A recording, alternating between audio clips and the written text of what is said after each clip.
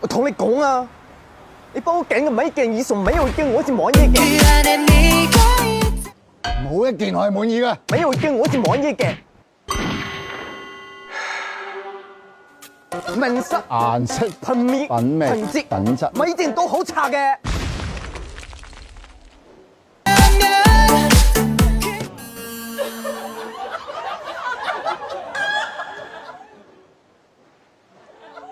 你做乜嘢啊？而家你老氣橫秋啊？